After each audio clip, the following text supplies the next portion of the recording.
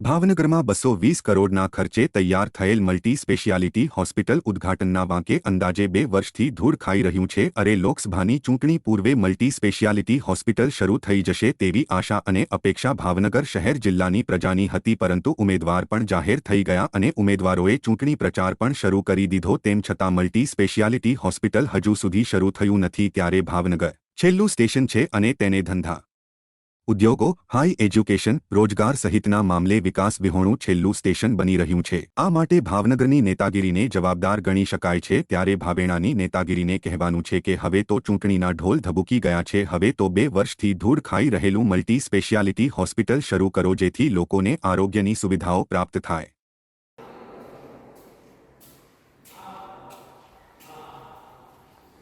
Regular ચલાવવું એ અઘરું છે. રેગ્યુલર મેન્ટેન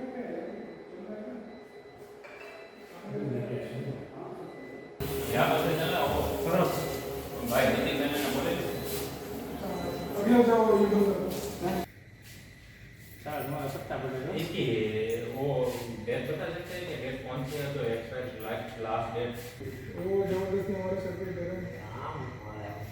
अभी क्या हुई ना, आपको मैं उसी का इशू करता हूँ। क्या